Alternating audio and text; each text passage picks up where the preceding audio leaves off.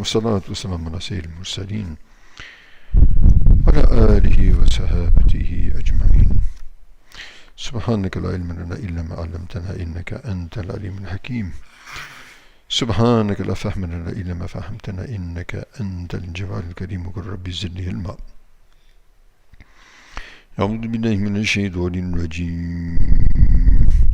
الله لا إله إلا هو الحي القيوم لا تأخذه سنة ولا نوم له ما في السماوات وما في الأرض من ذا الذي يشفع عنده إلا بإذنه يعلم ما بين أيديهم وما خلفهم ولا يحيطون بشيء من علمه إلا بما شاء وسع كرسيه السماوات والأرض ولا يؤوده حفظهما وهو العلي العظيم.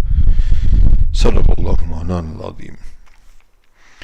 So continuing with the narrative concerning Ayat al-Kursi, which we mentioned yesterday along with the basic translation as far as humanly possible, or let's say as far as this human was possible, humanly possible. The ulama have written volumes and volumes upon volumes regarding this ayat. So thereafter, as we mentioned yesterday, we should keep in mind some of the fadail, being the most magnanimous, the most auspicious ayat of the Quran. So obviously it carries many virtues. So among them,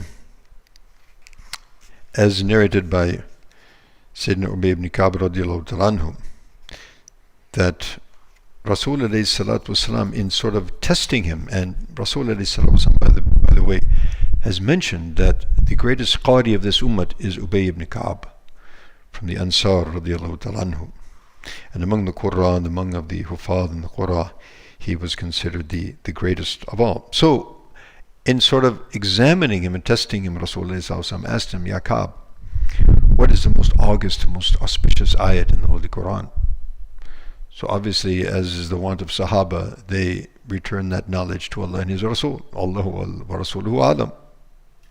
So again he asked him, yes, obviously that's true, but you tell us, which is the best ayat? So he mentioned Ayat al-Kursi. So then Rasulullah made a special dua for him to increase his knowledge and put barakat in his understanding. And then in another riwayat of Abi Dharr radiallahu ta'ala anhu, he asked Rasul, this one he asked Rasul alayhi salatu, which is the most august and auspicious ayat of the Holy Quran, and Rasulullah mentioned again Ayat al-Kursi. And then in another very interesting hadith of Bukhari and others, that Abu Hurairah radiallahu ta'ala anhu was given the responsibility to look after the grain stores for the grain of sadaqah, and for the state that they would, for the distribution of that grain. So in the night, somebody came, and a hand came, and it was snatching some of that wheat or some of that grain.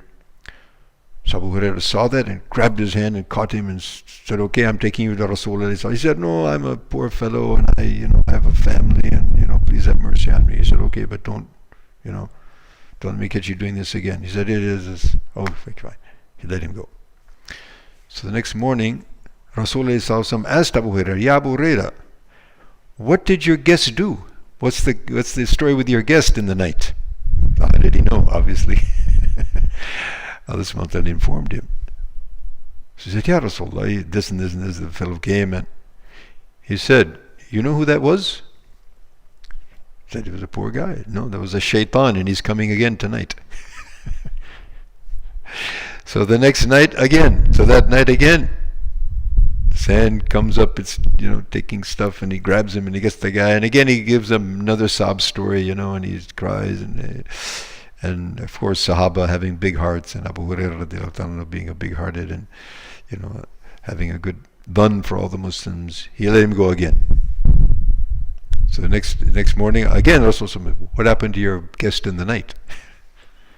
So Ya Rasul, he came again, but he kept on. He said he's coming again. So the third night again he came.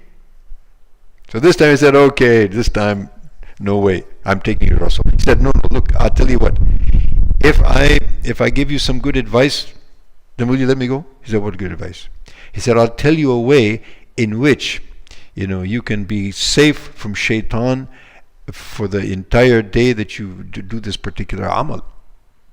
He said, what's that? He said, you recite Ayatul Kursi in the morning, and if you recite that, you'll have a protection from shaitan for all the rest of the day. He said, okay, let him go. So he came to Rasulullah, and then again, what happened to your guest? So he told him the whole story. He said, well, he told the truth even though he's a liar. He told the truth even though he's a liar. So, yes. So, Ayatul Kursi is also protection from shaitan. It's a protection from so many diseases, a protection for everything. And therefore, we use this ayat as a means of protection, although that's only one small aspect of it. The great reward that we'll get, and the pondering over this ayat, and we are to recite it every time after salat, after every fard salat. And it's also mentioned that in the riwayat of An-Nasa'i, it's mentioned that the person who reads this Ayatul Kursi after every fard salat, there's nothing between him and going into paradise except death.